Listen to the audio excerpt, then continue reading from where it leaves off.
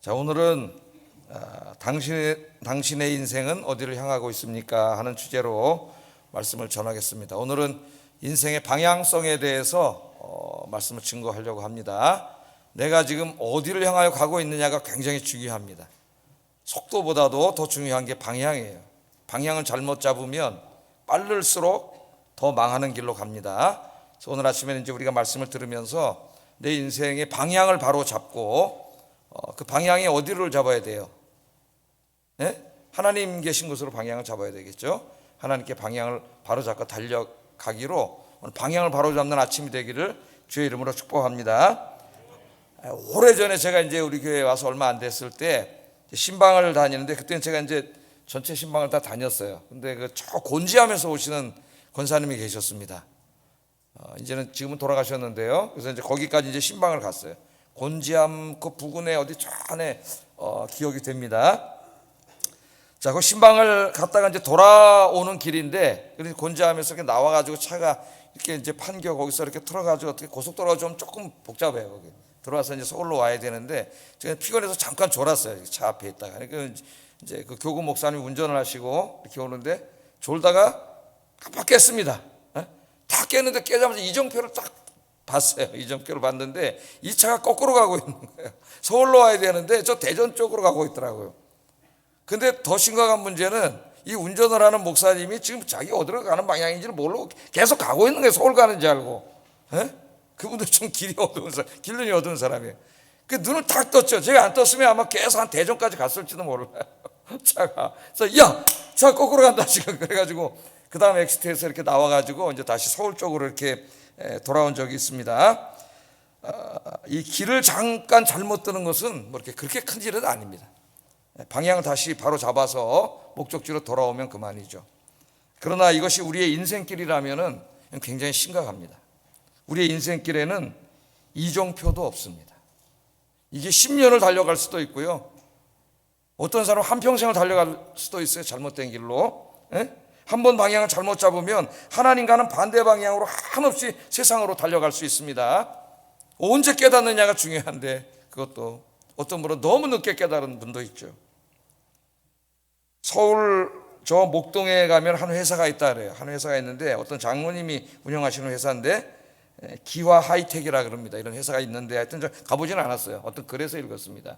근데 그 회사 이제 강당에 가면은 그 현판에 이제 당신의 인생은 어디로 향하고 있습니까? 오늘 우리 설교 주제인데 현판에 이런 글이 있다 그래요. 자, 한번 보겠습니다. 그 다음에 자, 한번 읽어보겠습니다. 시작. 나침판을 보라. 이런 게 있대요. 시계보다는 나침판을 보라. 굉장히 우리 인생에 교훈을 주는 그런 말이라고 생각돼요. 이 장로님이 항상 이것을 보고 살아라 젊은이들에게 그렇게 써놓은 것 같습니다. 시계보다는 나침판을 봐라. 그러니까 뭐예요? 속도보다는 뭐가 중요하다는 거예요? 방향이 중요하다는 거죠. 그러니까 우리 젊었을 때 자기 자신의 어떤 큰 꿈과 비전을 가지고 어떤 욕망을 가지고 막 달려가서 빠른 시간에 막 그냥 다 성취하고 높은 자리에 올라가려고 그렇게 생각을 하죠. 그래서 막 달려갑니다. 그런데 중요한 게 있어요.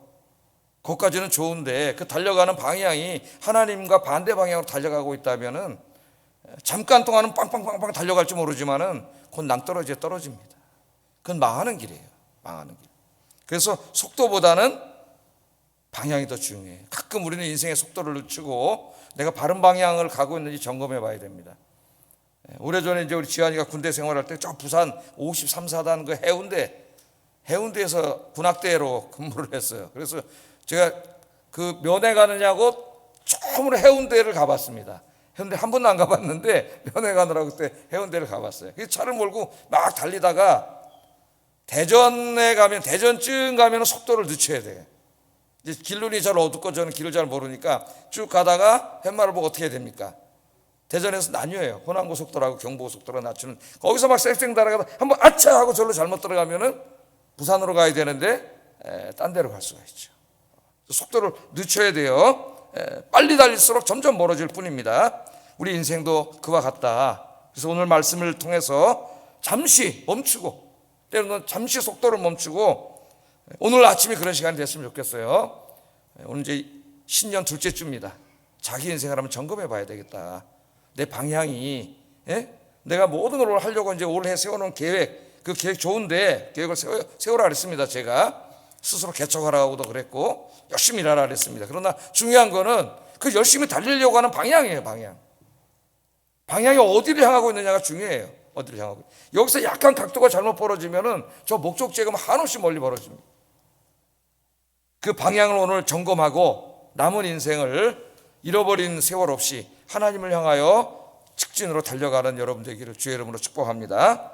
오늘 우리 함께 읽은 본문 말씀은 여호수아와 이스라엘이 이제 가나안의 관문이라고 할 수 있는 여리고성과 아이성을 연속적으로 무너뜨리면서 가나안 땅으로 진격해 들어갈 때 있었던 일입니다.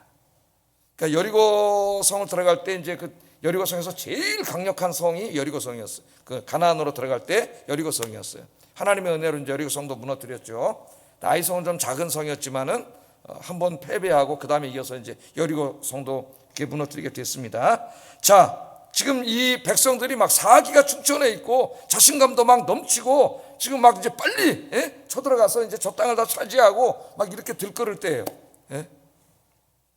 누가 보아도 이 승리의 여세를 몰아서 빠른 속도로 가나안의 다른 땅들을 점령해야 할 적기인 것 같습니다. 적기.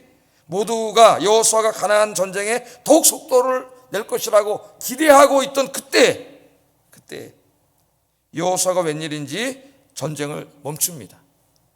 아이성을 함락시킨 후에 더 이상 진격하지 않습니다. 그리고 갑자기 에발산으로 모든 성도들을 데려가는 거예요. 에발산으로.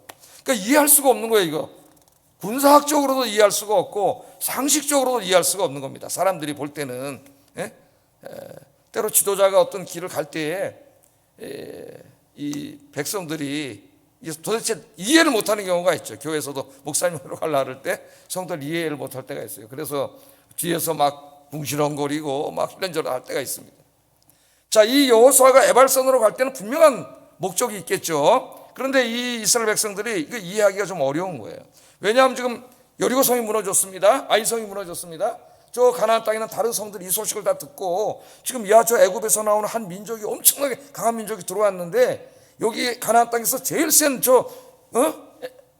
여리고성도 무너졌대. 그러니까 우리 빨리 준비해야 돼. 방어 준비해야 돼. 그래가지고 지금 모든 성들이 지금 경계심을 다 갖추면서 방어를 하려고 준비를 하고 있잖아요. 그럼 이기려면 어떻게 해야 돼요? 그들이 전열을 가다듬기 전에 그냥 팍 속도전으로 그냥 쳐들어가가지고 막 팍 해야지 막 다 이길 거 아닙니까? 우리가 우리 인생에 대해서도 그렇게 성공하듯이 생각하듯이 빨리빨리 막 그냥 확 높은 곳에 막 오르고 싶죠. 그래서 요새 아이들이 막 어디다 투자해야 되냐 그래가지고 막 요새 그 2030 투자가 막 엄청나다 그러잖아요. 여러분 하여튼 좋은데 중요한 건 방향이에요. 방향. 그리고 너무 젊었을 때 정상에 올라가고 하지 마세요. 왜냐하면 정상에 올라가면은 그 다음에 내려오는 길밖에 없습니다. 제 말이 아니라 이효령 선생 말인데 내려오는 길밖에 없어요. 그 내려오는 길이 얼마나 힘든 길인지 아십니까? 그래서 그 연예인들 보세요. 애들이 그 어렸을 때 아이돌 한다고 막 그래서 학교도 제대로 못 다니게 끌려다니면 춤추고 노래하고 이래가지고 어느 날 유명해져가지고 인기가 있어서 돈 많이 벌고 그 20대 때 막 정상에 올라갔다가 그 다음에 이제 그냥 좀 있으면 내려와야죠. 나이 들면 아이돌 못하니까. 그 애들이 술, 담배, 뭐 마약 막 이런 데 빠지고 인생이 무너지잖아요. 왜냐하면 그 내려오는 건 너무 힘든 거예요. 내려오는 거는.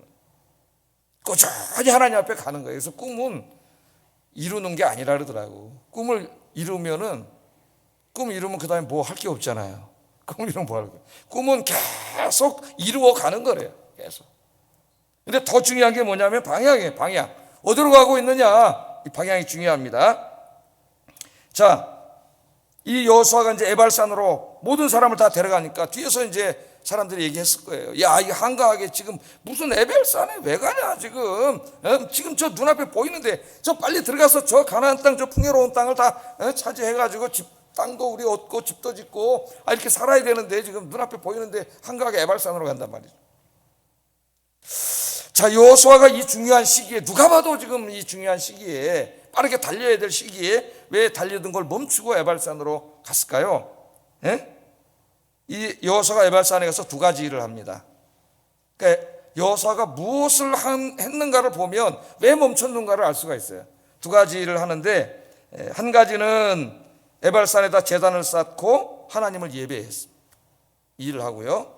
또 한 가지는 돌판을 가져와서 하나님의 율법의 말씀을 거기에 새기고 그 율법의 말씀을 읽었습니다. 이 두 가지 일을 해요. 자, 예배드린 내용이 30절, 31절 화면에 제가 좀 생략하고 써놨는데 한번 읽어보겠습니다. 시작.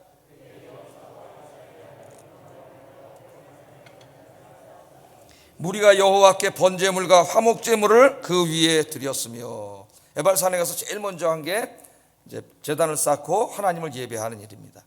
지금 바빠 죽겠는데, 저들이 준비하기 전에 빨리 쳐들어가야 되는데, 빨리 공격해야 되는데, 빨리 점령해야 되는데, 한가하게 다 끌고 에발산에 가서 예배를 드려. 그게 우리 현대인들의 생각이에요. 믿음 없는 사람들의. 바쁜데 교회 와서 예배드리고 또 예배드리고 또 예배드리고 그런 생각하는 사람들이 많아요. 예배를 드려요. 두 번째는 돌판에 하나님 말씀을 기록하고 읽습니다. 32절 34절 읽어보겠습니다. 시작.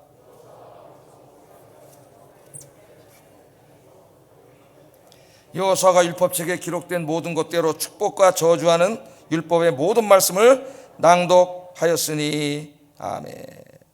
자, 왜 그러면 이제 우리가 알았죠? 왜 지금 갑자기 에발산으로 가서 예배를 드리고 말씀을 새기고 읽는가?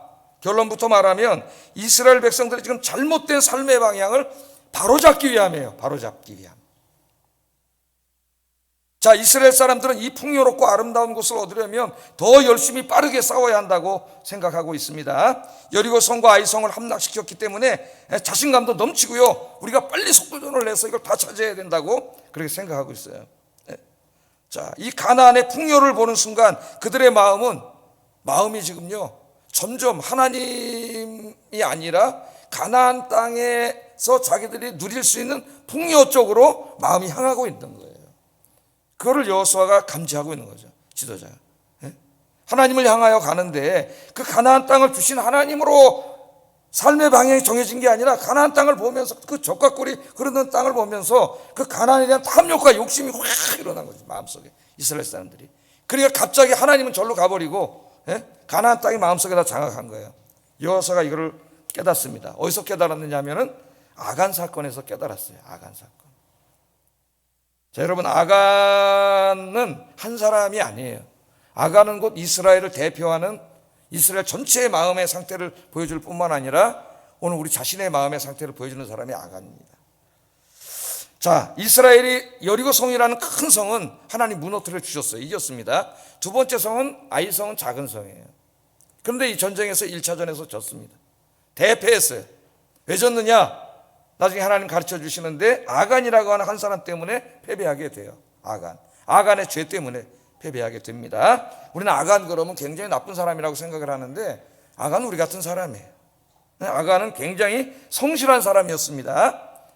그는 하나님의 말씀에 따라 여리고 전투에 참여했습니다. 그리고 여리고 성이 무너진 후에는 자신에게 주어진 구역을 맡아서 열심히 일을 하고 있었어요. 열심히 우리들처럼. 그런데 이 무너진 성을 돌아보는 중에 갑자기 그는 한 곳을 발견하게 되는데요. 값비싼 뭘 발견했느냐? 성경에 보면은 시날산의 외투 한 벌과 금과 은을 발견했다 이렇게 나옵니다. 시날산의 외투 한 벌, 금과 은. 시날산의 외투, 이거는 지금으로 말하면 그냥 이 몇천만 원짜리 아파트 가면 막 밍크 코트 있죠. 밍크 코트. 밍크 코트가 여러 가지 종류가 있는데 오늘 백화점 가서 이렇게 너무너무 화려하고 이렇게 이쁜 게 있어서 한번 그래서 봤어요. 봤습니다. 봤더니 와, 천단이에요. 천단이. 천단이. 그 동네는 시계도 이렇게 있어요. 시계도 있어서 시계 이렇게 보니까 이렇게 쑥 봤더니 650만 원이야. 남자 시계가. 그래서 우리 집사람하고 그냥 지나가는 말로 와, 진짜 비싸다 그랬더니 거기는 직원이 뭐였는지 알아요? 650만 원부터 시작입니다. 제일 싼 거야 거기서. 하여튼 이 시날산의 외투 한 벌, 굉장히 비싼 그 외투를 발견했고 금덩어리 은덩어리를 발견한 거예요. 그러니까 아마 이 집이 부잣집이었던 것 같아. 부잣집 무너진 곳을 지나다가 이것을 보게 됐습니다. 우리 인간의 모든 죄가 보는 데서 시작한다는 거 아시죠? 보는 순간 뭐가 생겼어요? 갖고 싶은 욕심, 탐욕이 확 생긴 겁니다. 견물생심이라 누구나 마찬가지죠. 이런 걸 보면 갖고 싶은 마음이 생겨요. 우리 살아갈 때도 마찬가지입니다. 갖고 싶은 마음이 생겼어요. 그러나 하나님이 여리고성 전투에서는 단 하나도 갖지 말라 그랬어요. 왜냐하면 그거를 갖기 시작하면은 그 거룩한 전쟁이 아니라 침략 전쟁이 됩니다. 예? 탐욕과 욕심으로 막 그거 다 얻으려고 해서 지네끼리 싸울 거예요. 하나도 못 갖게 하고 하나님께로 드리도록 했어요. 그런데 이거 욕심이 생긴 거죠. 갖고 싶은 거예요. 그러니까 딱 보고 주변을 살펴봤습니다. 주변을 이렇게 우리가 하는 짓입니다. 주변을 살펴보니까 아무도 없는 거죠. 그래서 자기가 가졌어요. 몰래. 어리석은 거예요. 여러분 누가 보고 계세요? 잊지 마세요. 하나님은 항상 인생들을 주목하여 지켜보고 계시느니라. 아멘. 제가 요즘 시편 묵상을 하는데 어제 묵상하다 이 말씀이 나오더라고요. 하나님은 저 하늘 보좌에 앉으셔서 인생들을 항상 주목하여 살펴보시느니라. 제가 20편까지 이제 하루에 몇 편씩 묵상을 하고 있습니다. 소소지서 묵상하면서 같이 이제 시편을 묵상하다가 시편에 제가 읽다 요새 은혜를 많이 받고 있어요. 그래서 다음 주일날 설교할 것도 뽑아놨어요. 시편을 읽다가 써놨어요. 이걸 한번 다음 주에 해야 되겠다. 그런 생각까지 가졌습니다. 자, 하나님이 지켜본다고 하는 사실을 잊어버리고 욕심이 나니까 그걸 가진 거죠. 그러니까 우리 인간이 모든 것이 보는 데서 시작해요. 그러니까 뭘 보느냐가 굉장히 중요합니다, 여러분. 아담과 하와도 왜 시험에 들었죠? 왜 타락했어요? 사탄이 보게 했어요. 뭐를? 유혹 덩어리를 보게 했어요. 선악과를 쳐다보게 했어요. 쳐다보는 순간 어떻게 돼요? 갖고 싶죠? 우리 인간에게는 소유에 대한 욕심이 있어요. 좋은 것, 아름다운 것 이런 게 있으면 내 거로 갖고 싶은 생각이 있습니다. 그 인간의 심리를 잘 묘사한 책이 에리크 프롬이 쓴 그 소유자 존재냐라고 하는 그 유명한 책이에요. 인간은 다 자기가 소유하고 싶어요. 갖고 싶고 그런 마음이 있습니다. 그래서 하나님 말씀을 어기고 그것을 가졌어요. 그래서 전쟁에서 졌어요. 한 사람 때문에. 우리는 생각합니다. 하나님 목사님, 아니 그 많은 사람이 열심히 전투를 했는데 그 사람 하나 죄 졌다고 나머지가 다 전쟁에서 져야 됩니까? 그렇게 우리가 물어볼 수 있습니다. 그런 불만을 가지고 성경을 읽을 수도 있어요. 그러나 여기 이 아간은 실행에 옮겼을 뿐이고 나머지도 그 마음속에 그런 것들을 보면서 갖지는 않았겠지만은 막 욕심이 그냥 막 올라왔겠죠. 갖고 싶은. 하나님은 자꾸 없어지고 갖고 싶은 마음이 이렇게 이들이 생겨났습니다. 그러니까 아간은 결국 이스라엘 전체의 마음이에요. 그걸 여호수아가 알아차린 거죠. 여호수아가 알아차린 거예요. 이게 지금 우리가 속도를 내서 쳐들어가면은 저 가나안 땅은 빨리 얻고 풍요와 부를 누릴 수 있겠지만은 그럼 뭐예요? 하나님으로부터 멀어져 있는데, 하나님이 없는데 이 땅의 것들을 다 얻고 성공하고 출세하고 돈 많이 벌고 높은 자리에 올라가면 뭡니까? 뭐 합니까? 그게 하나님이 없는데 그게 망한 인생이에요. 망한 인생. 그래서 여호수아가 이 중요한 때에 이스라엘 백성들의 방향을 바꿔놓지 않고는 이들은 망하는 민족이 되는 거예요. 그래서 오늘 에발산으로 올라갑니다. 지금 속도를 내는 것보다 더 중요한 게 방향을 틀어놓는 거다. 지금 이 길로 계속 가면 어떻게 되겠어요? 하나님 멀어져서 망하겠죠. 그러니까 지금 여기서 에발산에 가서 예배를 드리고 말씀을 읽고 하면서 이 방향을 하나님께로 돌려놓지 않으면 이들은 그냥 망하는 길로 가는 거예요. 맨 처음에는 잘 나갑니다. 막 고속도로 확확 달려가는 것 같죠. 중요한 게 있어요. 하나님 떨어져서 달리는 길은 빨리 가는 것 같지만 좀 있으면 끝에가 낭떠러지라는 걸 알아야 돼요. 거기는 죽는 길이에요. 망하는 길이에요. 망하는 길. 그래서 이 여호수아가 그걸 깨닫고 에발산으로 간 겁니다. 오늘 새 둘째 주 아침입니다. 이 시간에 여러분의 인생을 점검해 보시기 바랍니다. 여러분은 지금 어디를 향하여 달려가고 있습니까? 나의 마음은 지금 어디를 향하고 있습니까? 무엇을 위해 밤늦도록 일하고 공부하고 있습니까? 이 세상의 것들을 조금이라도 더 누리기 위함입니까? 하나님의 영광을 위함입니까? 하나님께로 오늘 방향을 틀기를 바랍니다. 방향 잘 틀어야 돼요. 방향이 이렇게 가면 한없이 멀어져요. 하나님으로부터. 자, 그래서 이제 두 가지를 하게 되는데, 내가 정말 하나님을 향하여 달려가고 있는가 하는 것을 점검하는 바로미터가 오늘 두 가지가 나와요. 그게 그 사람의 예배 생활과 말씀 생활입니다. 이 두 가지를 보면은 이 사람이 지금 하나님을 향해 가고 있는지 세상으로 향하여 가고 있는지가 여기 금방 드러나요. 첫째, 오늘 이 새해 하나님을 예배하는 일에 더욱더 집중하시고 여러분의 인생의 중심이 예배 중심의 삶이 되기를 주의 이름으로 축복합니다. 자, 예수 믿는 사람들이 열심히 세상에서 살아야 되죠. 직장 생활도 해야 되고 학교도 다녀야 되고 사업도 하고 장사도 하고 누구보다 더 열심히 살아야 됩니다. 하나님은 게으른 걸 기뻐하지 않으세요. 그래서 제가 계속 연속 시리즈 설교를 하면서 스스로 개척하라는 말도 했고 인생의 계획을 세우라는 설교도 했고 그렇게 했습니다. 누구보다 더 열심히 그렇게 살아야 하지만은 또 자기 개발을 위해서 좀 더 나은 미래를 위해서 자기 개발도 하는데 시간도 투자해야 되고 또 어느 정도의 여가와 취미 생활도 우리 인간에게 필요한 것도 사실이에요. 그러나 예수 믿는 사람들이 예배 드릴 시간이 없을 만큼 바빠서는 안 됩니다. 이걸 명심하셔야 돼요. 만일 어떤 일 때문에 예배를 드릴 수 없을 만큼 바쁘다면 그 일을 그만두어야 합니다. 그리스도인에게 있어서 예배만큼 중요하고 긴급한 일은 없습니다. 내가 지금 달려가고 있는 방향이 하나님께 예배드리는 것으로부터 멀어지고 있다면 멈춰야 돼요. 방향을 바꿔야 됩니다. 그 방향은 하나님을 향한 방향이 아니에요. 그 방향으로 속도를 높이면 속도를 높일수록 점점 더 빠르게 하나님으로부터 멀어져 갑니다. 멈춰서서 방향을 바꾸지 않으면 망하는 인생이 됩니다. 하나님은요, 우리 구원받은 사람들의 예배를 기뻐하세요. 감사와 찬양의 예배를 매우 매우 기뻐하십니다. 그래서 시편 69편 31절에 보면 하나님께서는 황소를 드림보다 성도의 감사와 찬양의 예배를 더 기뻐하신다고 말씀을 하셨어요. 69장 시편 69편 30절 31절 읽어보겠습니다. 시작.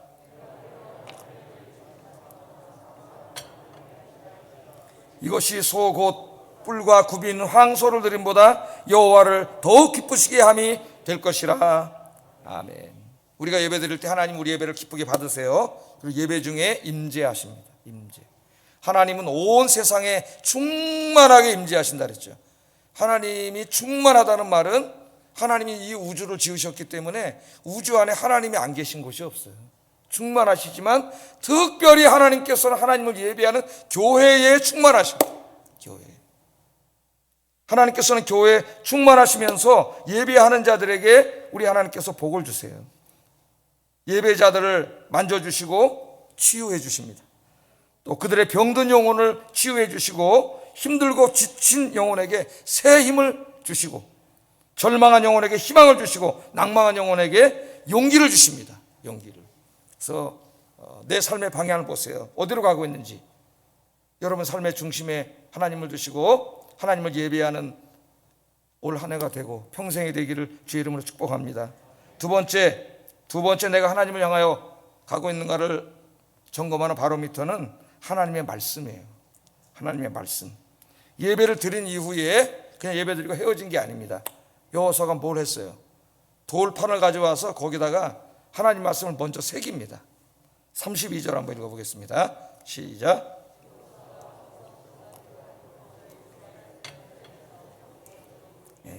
여호수아가 거기서 모세가 기록한 율법을 이스라엘 자손의 목전에서 그 돌에 기록하게 하며, 그러니까 그 많은 사람들이 있는데 뭐 다 보지는 못했을 거예요. 아마 저 뒤에 있는 사람 안 보일 수도 있는데 그 앞에서 여호수아가 뭘 하냐 그랬더니 돌판을 가져다가 하나님의 율법의 말씀을 거기다 새겨놓고 있다. 그러니까 이제 앞에 있는 사람들 보고 막 다 집중하고 있겠죠. 모든 사람들이 아마 율법의 모든 말씀을 적지는 못했을 겁니다. 그 돌판에 그 짧은 시간에. 그래서 제 생각에는 십계명 말씀 정도로 상징적으로 새겨놓지 않았을까 그런 생각이 들어요. 거기 돌판에 새긴 글자는 한 절 한 절 한자 새겨지는 것을 이스라엘 모든 사람들이 지켜보고 있습니다.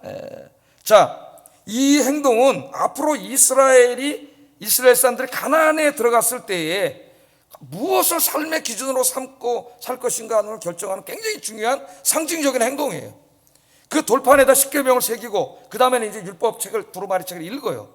여호수아가 그렇게 함으로써 하나님의 백성들은 가나안 땅에 들어가 살 때에 저 가나안 사람들의 법과 관습대로 살면 안 되고 하나님의 말씀에 순종해서 살아야 된다. 이 중요성을 가르쳐 주는 거죠. 여러분, 우리가 이 세상을 살아갈 때에 삶의 기준이 있어야 돼요. 삶의 기준. 뭐가 선이고 뭐가 악이냐를 알려면 기준이 있어야 됩니다. 그 삶의 기준이 뭐예요? 하나님의 말씀이에요. 오늘날 이 21세기 포스트 모더니즘이 지배하고 있는 이 세상 속에는 절대적인 기준을 인정하지 않습니다. 모든 게 상대적이라. 절대적인 거 없다는 거예요. 그건 네 생각이지. 나는 그렇게 생각하지 않아. 그렇게 생각해. 모든 게 상대적이라는 거예요. 그러면서 어떤 교수님 시대를 올리면서 이것만이 절대적인 진리입니다, 그렇게 외치는 거예요. 그럼 똑똑한 친구 기독교인이 좀 이따 손을 들고 질문을 해야 돼요. 아니 교수님, 모든 진리는 상대적이라면서요. 근데 어떻게 교수님이 말한 그것은 절대적인 진리가 됩니까? 그럼 교수가 얼굴 시뻘개져갖고 말도 못할 거예요. 왜냐하면 그 말이 모순이에요, 모순. 예? 모든 절대적인 진리는 없고 모든 진리는 상대적입니다, 이것만 절대적입니다. 벌써 지가 모순을 말하고 있잖아요. 앞뒤가 맞지가 않아요. 절대적인 진리가 있어요. 절대적인 진리의 말씀, 생명의 말씀, 그 말씀이 하나님이 우리에게 주신 성경 66권 하나님의 말씀이에요. 하나님의 말씀. 다음 주에 제가 설교할 거예요, 제약에 대해서. 하나님의 말씀입니다. 그래서 가나안 땅에 들어가서 돈 많이 벌고 큰 집 짓고 뭐 거기서 가축 키우고 부자 되면 뭐해? 예? 지 멋대로 살고 가나안 사람하고 세상 사람들처럼 살면 다 망하는 거예요. 그래서 오늘 여호수아가 돌판에다가 십계명 글자를 새기, 다 이렇게 새기는 거죠. 그러면서 우리는 가서 하나님 말씀대로 살아야 된다, 하나님 말씀이 우리 인생의 법이 돼야 된다, 이렇게 말씀을 하는 거예요. 10여 년 전에 저 미국의 텍사스주에서 한 재판이 있었습니다. 거기서 일어난 일인데요, 그 텍사스주 의사당, 그 주 의사당에 십계명 조형물이 있었어요. 십계명 조형물이. 그러니까 아마 구글에 들어가서 여러분 쳐보면 나와요. 많은 조형물이 있는데, 이제 예수 믿지 않는 그 무신론자들의 이런 기독교에 대해서 반감을 가지고 있는 사람들이 저 조형물을 헐자 이렇게 소송을 냈어요. 왜냐하면 미국에는 종교 자유가 있는데 저 의사당 앞에 중립을 지켜야 되는데 공공장소에 한 특정 종교의 저런 어떤 가르침을 조형물을 세워놓는 거는 이건 종교 차별이다.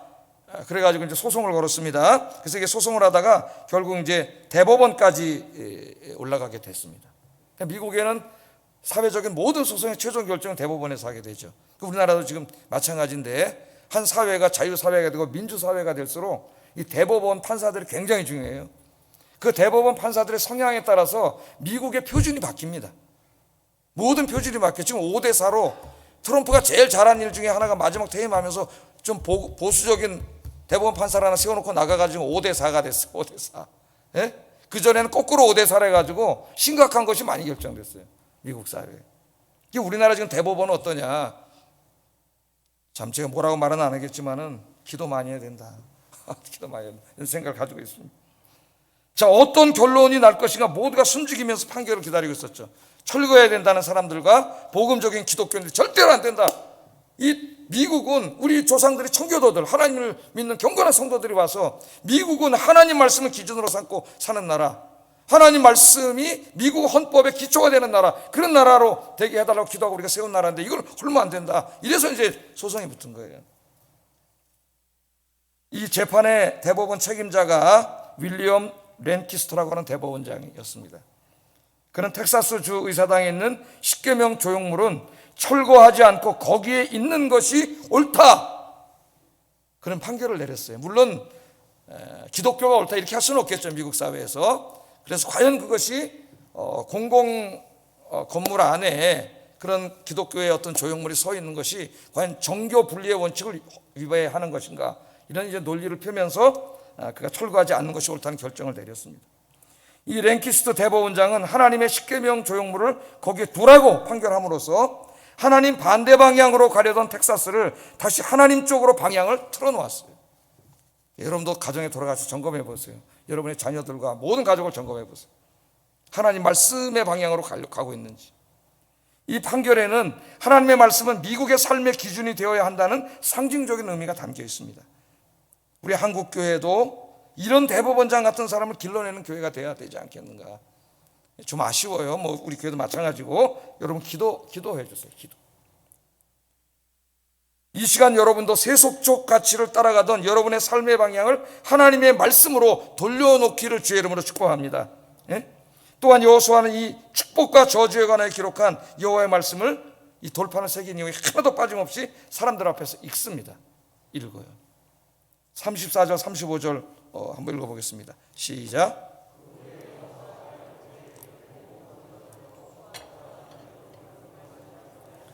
모세가 명령한 것은 여호수아가 이스라엘 온 회중과 여자들과 아이와 그들 중에 동행하는 거류민들 앞에서 낭독하지 아니한 말이 하나도 없었더라. 아멘. 그러니까 축복과 저주에 관한 말씀을 다 읽었다 그러니까 이 말씀이 잔뜩 기록되어 있는 성경이 어느 성경인 것 같아요? 네, 신명기. 우리 성도님들은 성경을 너무 잘 아셔요. 신명기 말씀이죠. 하나님의 말씀에 순종하고 하나님을 예배하고 살면 내가 너에게 복을 줘서 나가도 복을 받고 들어가도 복을 받고 또 광주리가 복을 받고 집이 복을 받고 성이 복을 받고 다 하나님 말씀을 해주죠. 그러나 하나님 말씀 불순종하고 네 멋대로 살면, 죄짓고 살면 하나님께서 언약의 저주를 내리신다. 이 말씀이 신명기 전체의 주제고 구약 성경 66권 전체의 주제고 성경 전체의 주제예요. 전체의 주제. 인간이 그렇게 못 살기 때문에, 못 살면은 하나님의 저주를 받기 때문에 하나님 우리를 사랑하셔서 구원할 길을 주신 것이 은혜예요. 은혜. 그게 십자가의 은혜예요. 이스라엘 백성들이 이 말씀을 다 듣습니다. 이 말씀을 들으면서 깨달았겠죠. 자기 마음에 양심이 찔렸겠죠. 오늘 설교를 들으면서 우리 마음에 그런 생각이 들지 않겠습니까? 내 마음속에 하나님이 있어야 되는데 하나님이 없어졌구나. 하나님을 예비하고 말씀에 순종하는 삶이 내 마음속에 가득 차야 하고, 가나안 땅에 내 마음이 향하는 게 아니라 가나안 땅을 주시는 하나님께 내 마음이 향해야 되는데 내 마음이 하나님은 잊어버리고 저 세상의 욕심으로 가득 찼구나. 이 말씀을 들으면서 그들 깨달았어요. 그래서 회개하고 이 다음부터 가나안 땅 전쟁에 나가서 하는 싸움마다 다 승리하고 가나안 땅을 축복으로 받게 된 줄로 믿습니다. 그런데 여러분, 우리가 주일날 오후 예배에는 사사기를 공부하고 있는데 사사시대에 오면 안타까운 일이 벌어지죠. 에발산에서 이 하나님의 말씀을 듣고 예배하는 여기에 참여했던 1세대들, 부모 세대, 그 세대들, 하나님의 역사를 처음 했던 그 사람들이 죽고 그 자식들이 세대가 왔을 때 이스라엘은 하나님이 없는 암흑의 시대가 됐습니다. 왜? 부모들이 자식들에게 신앙교육의 중요성을 가르치지 않았기 때문에 그 자식 세대에 하나님을 믿지 않는 세대가 된 거예요. 말씀이 없는 세대. 정말 뭐가 중요해? 제일 중요한 게 내 자식에게 하나님을 가르쳐 주는 거죠. 신앙의 유산을 물려주는 거죠. 예배와 말씀을 물려주는 거죠. 그것보다 더 중요한 게 어디 있어요, 여러분? 그런데 어리석게 인간의 마음이 엉뚱한 데로 가서 세상의 것을 얻는 게 한 80이고 하나님은 20밖에 안 돼. 이런 안타까운 마음에 살다가 다 무너지고 우리 한국 교회들이 무너지고 있어요. 자녀 세대에서. 여러분의 가정은 어떻습니까? 여러분, 우리가 눈물로 기도해야 됩니다. 오늘 이 시간에 이제 한 해를 시작하는데 점검해 보세요. 나 어디로 가고 있는지, 내 마음에 뭐가 가득 차 있는지 예배와 말씀을 점검해 보세요. 하나님을 향하여 오늘 방향을 트는 이 아침이 되길 주의 이름으로 축복합니다. 방향만 맞추면은 그 다음부터 빨리 달려가도 괜찮지. 방향이 틀어지면 안 되는 거예요. 딴 데로 가는 거예요. 오늘 제가 아까 말씀드렸죠. 속도보다 중요한 게 방향이라고. 우리는 문득 서서 우리 자신이 돌아봐야 돼요. 자꾸만. 제가 하나만 말씀드리고 설교 마치겠습니다. 침례교회 유명한 목사님인 이 조지 W. 트로엣이라고 하는 목사님이 일화입니다. 이분이 하는 이야기인데 자기 교인 중에 이제 그 굉장히 석유업을 해가지고 재벌이 된 사람이 있었다래요. 텍사스 주에 이제 부유한 석유업자인데 그 집에 이제 초청을 받아가지고 신방을 가게 됐답니다. 신방을 갔더니 이제 그분이 목사님, 제가 한번 옥상으로 좀 모시겠습니다. 그래서 옥상에 이제 올라갔더니 옥상에 올라가니까 이 사람이 이제 그 소유한 그 땅들과 석유 유전들과 뭐 이런 게 다 보이는데 저쪽에 보니까 석유 유전 탑이 보이더라는 거예요. 그 탑을 가리키면서 하는 말이 목사님, 저거 전부 다 제 겁니다. 와, 그 석유 유전 탑 다 전부 다 제 겁니다. 제가 25년 전에는 맨손이었는데 이제는 목사님 보시다시피 이 끝도 없는 유전을 가진 재벌이 됐습니다. 재벌이 그러더라는 거예요.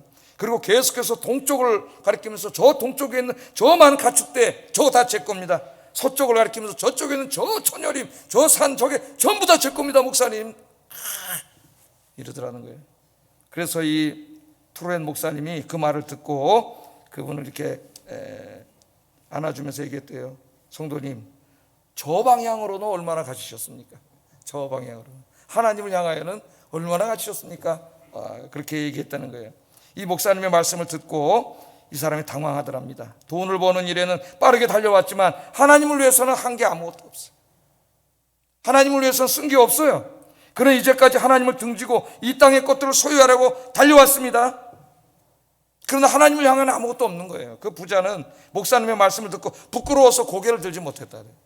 그래도 부끄러운 줄 아니까 다행이다. 그 유전을 다 갖고, 그 임야를 다 갖고, 그 가축을 다 갖고 어마어마한 재벌이 되면 뭐합니까? 그게 좀 있으면 죽어서 지옥 갈 건데. 예? 그게 무슨 의미가 있어요? 그래도 부끄러움을 느끼고 깨달았다는 거예요. 깨달았다는 거예요. 아, 훌륭한 목사님이다. 나 같으면 그렇게 말해줄 수 있을까? 설교는 하지만 개인에게 진짜 사랑한다 말해줘야 되는데, 어떻게 말해주고 싶은데 상처받을까 말을 못하고 기도하면 기도하고 말씀을 통해서 가르치는 거죠. 안타까울 때가 많아요. 참 이렇게 쳐다볼 때 오늘 이 시간에 점검하고 우리의 방향을 하나님께로 향하시고 올 한 해 예배와 말씀으로 하나님께 달려가는 한 해가 되기를, 평생이 되기를 주의 이름으로 축복합니다. 기도하겠습니다. 두 가지를 기도합니다. 나의 인생의 방향을 점검하게 하시고 나의 인생의 방향이 하나님을 향하게 하소서. 오늘 방향을 바로 잡아야 돼요. 방향을 바로 안 잡으면 소용없습니다. 내일부터 또 계속 멀어질 테니까. 두 번째, 2022년은 하나님을 예배하고 하나님의 말씀을 듣고 묵상하는 일에 더욱 힘쓰는 한 해가 되게 하소서. 기도하겠습니다. 사랑과 은혜가 충만하신 아버지 하나님, 감사합니다. 오늘 귀한 말씀을 통해 에발산 사건을 통하여 우리 자신을 돌아보게 하시고 우리 자신을 점검하게 하신 것 하나님 감사합니다. 나는 지금 어디로 가고 있습니까? 내 삶의 방향은 어디를 향하고 있습니까? 내 마음속에 무엇이 가득 차 있습니까? 그것이 하나님이 아니라면 이 시간에 다 내려놓게 하시고 방향을 틀어 하나님께로 인생의 방향을 마치는 귀한 시간이 되게 하여 주시옵소서. 특별히 내 예배 생활을 점검하고 내 삶의 중심에 하나님을 예배하는 것이 있게 해주시고 내 삶의 중심에 하나님의 말씀이 있고 그 하나님의 말씀이 내 삶의 기준이 되는 진짜 그리스도인이 되게 하여 주시옵소서. 예수님 이름으로 기도드립니다. 아멘.